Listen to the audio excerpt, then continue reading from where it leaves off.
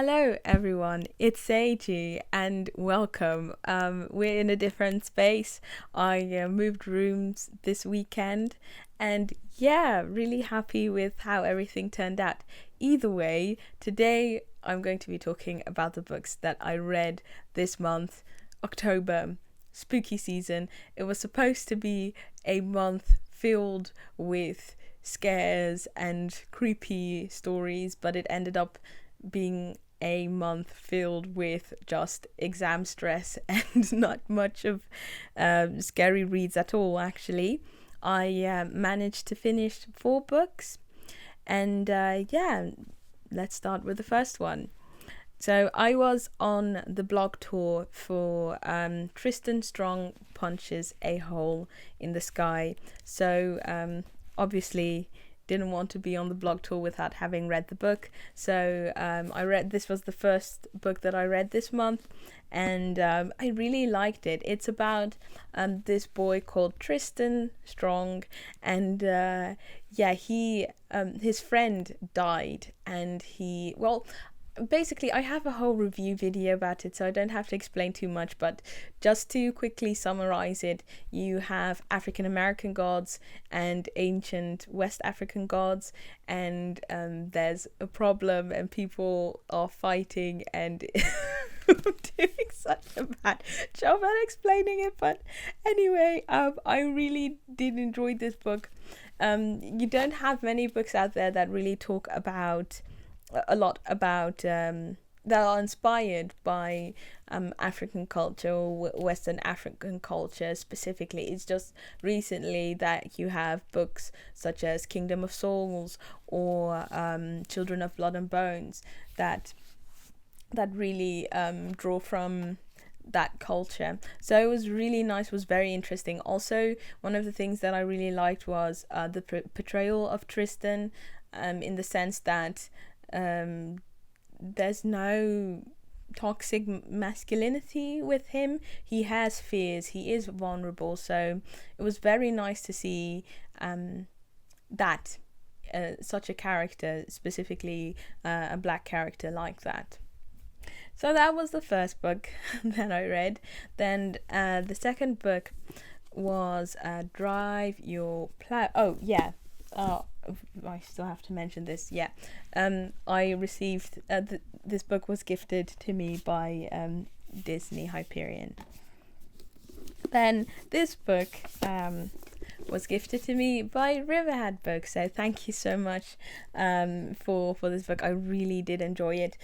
Drive Your Plow Over the Bones of the Dead by Olga Tokarczuk, and she's actually she recently won the Nobel Prize for Literature, which is really interesting and very impressive. She is a Polish author, best known in, I would say, the English literature world for this book, as well as Flights. And I'm actually working on a video for Seiji Recommends for this book because I really did enjoy it. It's about this lady called Janina Dusiako who lives in a sort of remote town in, I guess, south of Poland, and all of a sudden in her town people start to die, and she has this theory that it's the animals taking revenge because the people who are dying are hunters. And there's so many things that are really interesting about this book. The main character alone was really interesting, very, very quirky, very much into astrology. And she's just very peculiar, and at the start of the book I was like, oh, what a weird person, but then she really started to grow on me, and you just start to root for her throughout the entire book, and it's just a ride. I've never read something like this, so so happy that I got to read this. It was one of the better books in this month. Basically, actually, all of the books were really nice. I got really lucky this month. There aren't any books that I didn't enjoy. So the third book is The Half-God of Rainfall by Inua Ellams. And this is a book that I haven't really seen floating around on book Twitter or bookstagram or booktube for that matter. It is a spoken verse poetry book. So I'm not really that much into poetry, but I've recently been trying to get more into it. And this, I would say, is extremely how do you call it? Is extremely accessible if you're not used to poetry. It's basically an epic, so it's not like rhymes and stuff. It's just I can even show you. It's just everything is just told in like four. Oh, it's not going to focus, but you have 4 lines and then 4 lines again, 4 lines again, 4 lines again, and the writing is absolutely marvelous. It's about this this half-god.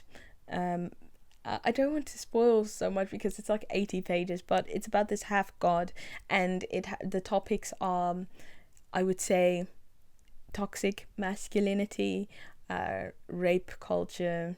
Yeah, a trigger warning because this book does touch upon rape and abuse, and it just examines, I would say, toxic masculinity, that definitely. And it was a very emotional read. I haven't had the time to really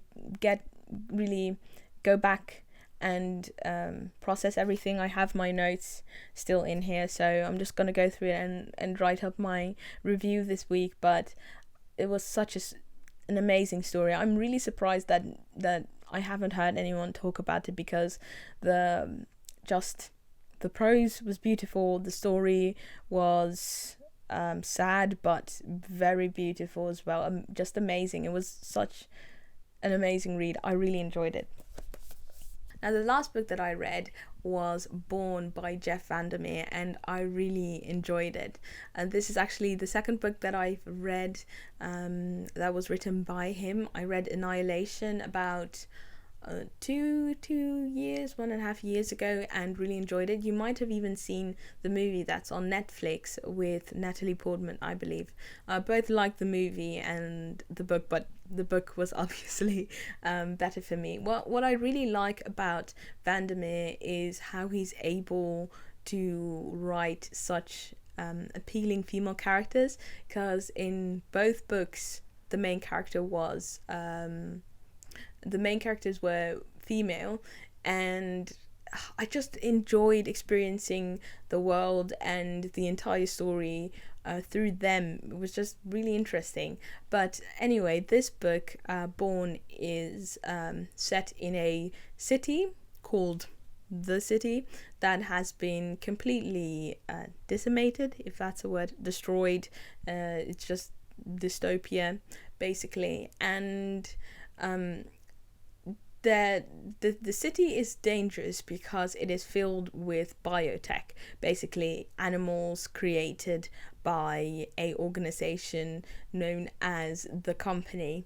And just the city is terrorized by a humongous bear. Like I like just picture like a huge building and then that being a bear, like that size of an animal.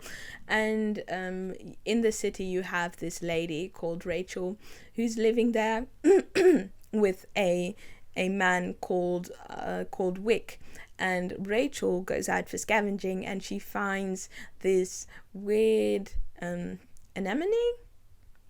zeeanemone in Dutch, looking thing, and she takes it with her because it reminds her of her childhood, and she calls it Borne, this thing. And she slowly starts to realize that this weird thing is growing and it starts to learn, and basically Rachel starts raising this creature, and that has consequences for the city, basically, because it just keeps growing and growing, becoming more and more I would say intelligent.